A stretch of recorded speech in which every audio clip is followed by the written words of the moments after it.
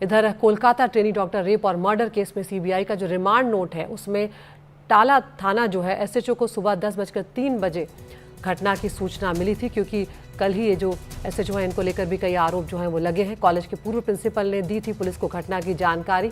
सूचना मिलने के बाद भी 11 बजे पुलिस घटनास्थल पर गई है।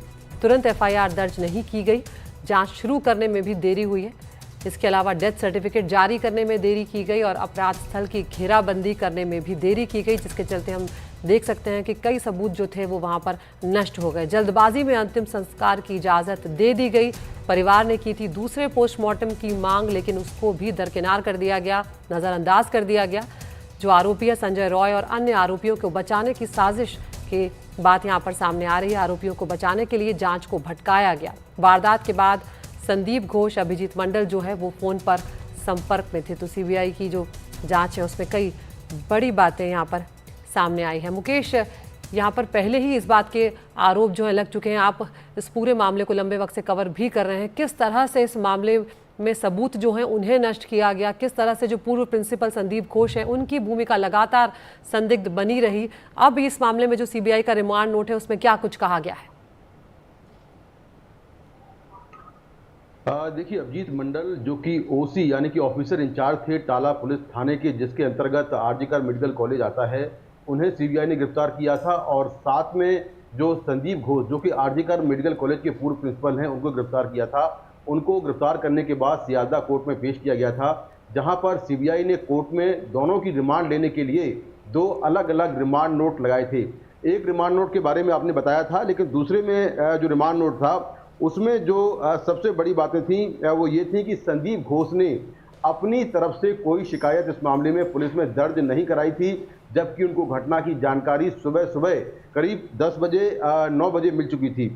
इसके बाद बजाय शिकायत दर्ज कराने के, बजाय एफआईआर दर्ज कराने के, एक आत्महत्या की नई थ्योरी जो है वो बना दी गई। और सीबीआई के मुताबिक जबकि जो मृतक लड़की थी उसके शरीर पर चोट के निशान साफ तौर पर देखे जा सकते थे, यानी कि डॉक्टरों को ये मालूम होता है कि अगर चोट के निशान हैं तो फिर ये मामला हत्या का है। उसके बावजूद भी कहा गया कि ये मामला आत्महत्या का है।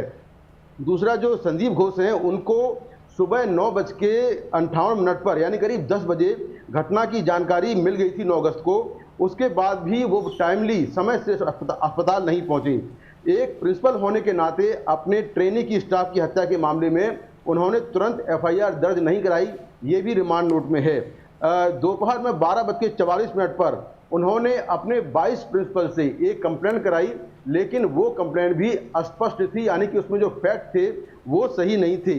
ऐसा लगता है कि संदीप घोष ने जानबूझकर एफआईआर नहीं कराई, जबकि वो सुबह से जो टाला पुलिस थाने का एसएचओ है और साथ में जो उनके लॉयर्स हैं, वकील हैं, वो सुबह से इन दोनों के संपर्क में थे। ये भी रिमांड नोट में लिखा हुआ है। संदीप घोष ने रेप और हत्या के मामले को दबाने की कोशिश की। ये भी गंभीर आरोप लगाए सीबीआई ने कि रेप और हत्या के मामले को दबाने की कोशिश की गई और इसके लिए वो लगातार अभिजीत मंडल और अपने वकीलों के संपर्क में थे। सबसे अहम बात इसमें यह है कि संदीप घोष जो उस कॉलेज के प्रिंसिपल थे, वो इतनी बड़ी घटना होने के बाद भी मृतक लड़की के परिवार से नहीं मिले। संदीप घोष ने अस्पताल की औपचारिकताओं को पूरा नहीं कराया, बजाय इसके उन्होंने जो डेड बॉडी थी वो जल्दबाजी में मोर्चरी भेज दी, यानी कि डेड बॉडी को मोर्चरी में रखवा दिया। एफआईआर दर्ज करने में करीब 14 घंटे की देरी हुई। और इस रिमांड नोट में जो सबसे बड़ी बात निकल कर आई है, जो सीबीआई के सबसे गंभीर आरोप हैं, वो ये हैं कि संदीप घोष के बारे में दिल्ली की सीएफएसएल लैब से एक रिपोर्ट मिली है और इस रिपोर्ट में कहा गया है कि संदीप घोष ने जो बयान दिए हैं वो बयान भ्रामक हैं, इसीलिए उनके साइकोलॉजिकल टेस्ट और पॉलीग्राफी टेस्ट की जरूरत है। ये भी कल सीबीआई ने कोर्ट में कहा है। तो अब बहुत जल्दी ही जो सीबीआई है वो संदीप घोष और अभिजीत मंडल को बिठाकर आमने सामने बिठाकर पूछताछ करेगी और ये सारे जो साइंटिफिक टेस्ट हैं वो भी करवाए जाएंगी।